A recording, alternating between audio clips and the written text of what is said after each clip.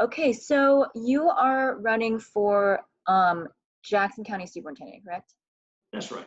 All right, so for those who may not know you, can you just go ahead and introduce yourself, just talk a little bit about your background and your career and why you're running for superintendent? Okay, my name's Dallas Ellis. I'm a native of Jackson County, Florida. Graduated from Grand Ridge School, and my wife has been an educator, still employed with Jackson County School System, and I have 19 years in the classroom and experience as a teacher, and all of our three kids graduated from this school system as well. And I have a master's degree, and with that master's degree, I have a specialization in administration, it's church administration. But I worked before coming into the school system as a human service administrator at Sunland Center, and then I got involved in the school system. Okay, so what would be your top 3 priorities moving into the next school year if you were elected?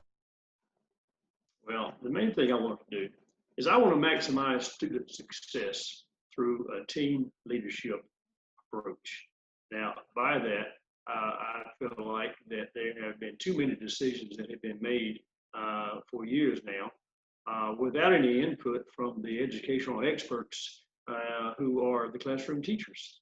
A lot of times decisions are made and no input at all is sought from the workforce, and I feel like right now morale is real low, and a team unity needs to come about.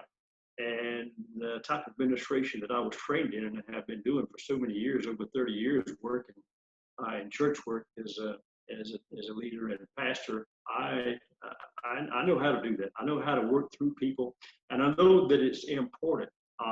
You start making decisions up top and just pass them down as directives, and that's the leadership style that some have.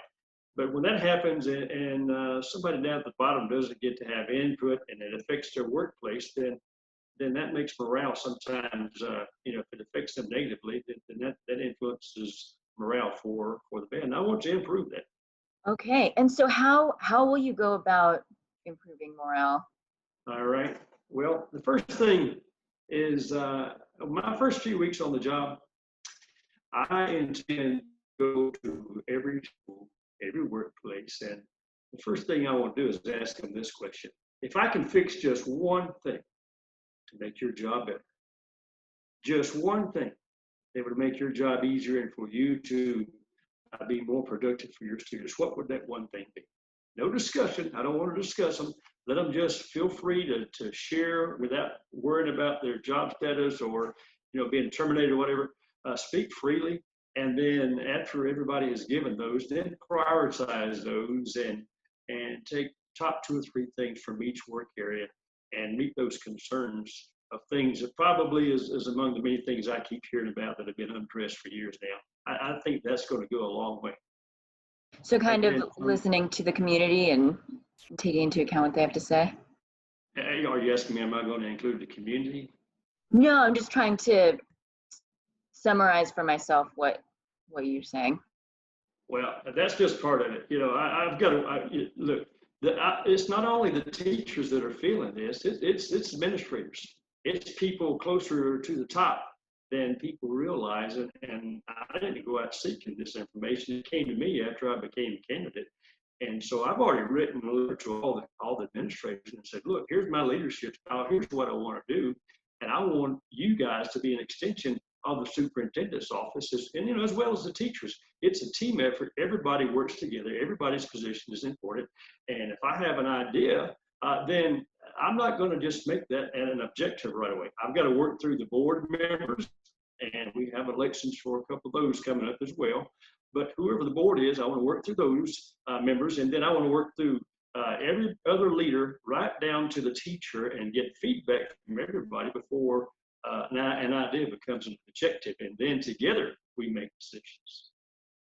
Okay, and I guess is teacher morale and retention something that you would like to address, especially going forward with COVID and all the virtual learning? Is there anything there kind of with the teacher shortage that you would like to address, and how would you do that? Are you talking about the COVID situation, or are you talking about it in morale as in general? I guess morale related to the COVID situation and Well, the sudden shift to virtual learning and things like that. Well, I've already addressed that. Now, look, let me just add, I did a lot of research on the teaching situation and why there's so many people that are leaving the teaching career and why morale is so low. And I discovered it's not just a county problem here. It's not just a problem, it's a nationwide problem. And as I studied for weeks, looking at surveys from different groups, I discovered it's really two main areas that are causing morale to be low.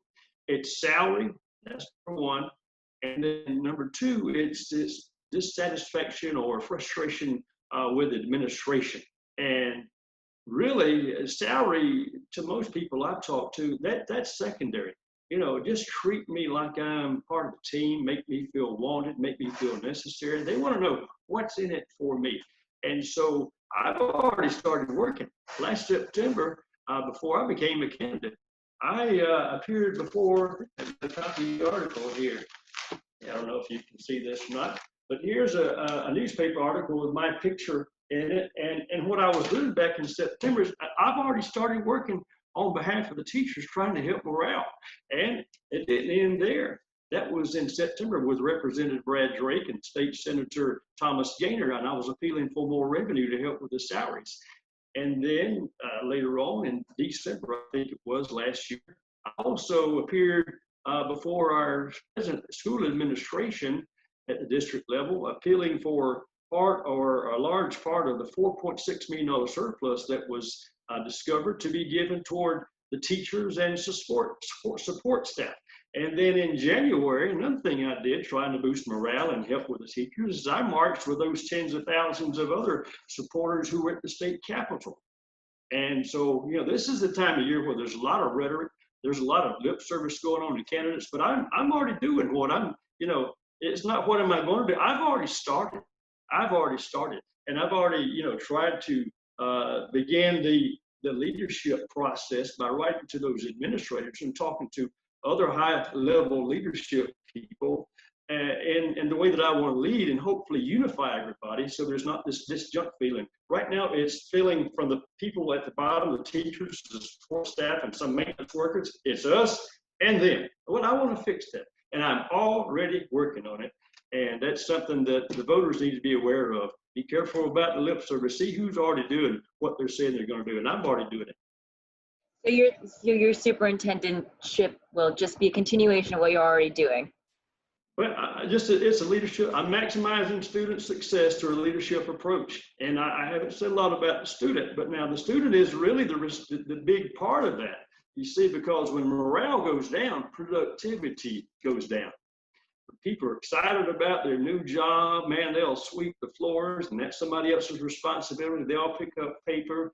They'll volunteer to watch students who are in a group somewhere that somebody's needed for. But when morale starts going down, you watch, productivity goes down, and that volunteering for all these extra things or that doing the stuff that people used to do that nobody ever knew about anyway, guess what?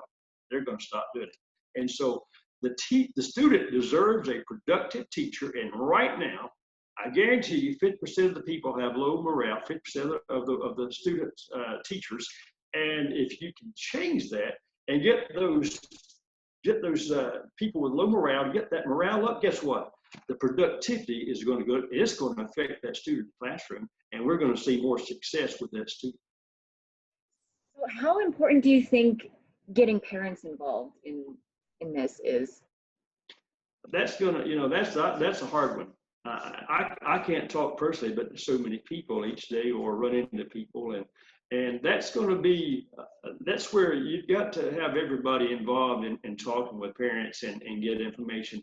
Used to be that we had parent-teacher organizations, and we still have a school advisory council, but that's a limited kind of a hand-chosen group, I believe. But you know, you can set up committees, but everybody is so busy today that I think it would be a meeting that very few would attend. People just don't want to show up. for physical meetings. And unless there's a problem, if there's a problem, man, they will pack the house out. They will show up if there's something they dislike. But I think you're right in asking that question, because we need to know consistently what's in the minds of the people. What are they talking about? What's their concerns? And probably the best way to do that today is to set up websites and emails back and forth, and getting those teachers to continuously get feedback with those parents, get feedback from those parents, from those teachers, and then let them pass on information that's concerned on to that administrator of that school, and then let it be passed on from there right on up the chain to where the superintendent is aware of what parents are thinking and what they need. So listening is a very big part. What are your thoughts on career and technical training and including that more into the curriculum? I'm smiling because that's another thing I'm already working on. I want to see students graduate from high school, those who want to, already have a job lined up, already have a job somewhere that they're already working in, and hopefully even getting credit for where they're working at toward their graduation or toward some type of certification, and get them involved. We've got people, I've talked to business leaders around here in our own community, there are job vacancies that they can't fill. There are carpenters needed, there are masons needed, and then the medical field, there's needs all over. And from here, we're not so far from other big cities bigger than us, like Panama City, Tallahassee, Dothan. Well, there's plenty of jobs around, and we need to start finding where surveying those students, see where their interest is, and just try to link them up with job opportunities and training to meet that. And I've already been talking to personnel out at our local college, Chipola College. I haven't talked to everybody that I want to talk to. Made another phone call today trying to talk to more people about how we can link together and fill those needs of those students and the business leaders at the same time.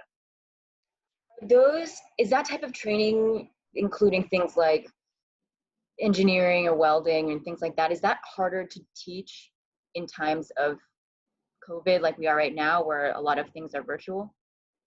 Well, I know there's a lot of welding jobs still going on, and they haven't closed shop as far as what I've heard. I'm sure it's affected them some, but I know that there's already a move on in this area for training for welding, and I think plumbing may be in the works as well. But that's where you got to be careful. You need to survey those students, because if you spend several thousands or even $1 million on a program you're trying to get going, you only have 2 students show up, well, you've got a nice program, but it's not doing anybody good. It's just costing the taxpayers money. So, wherever the need is, find the interest of those students, and that's another thing I want to do.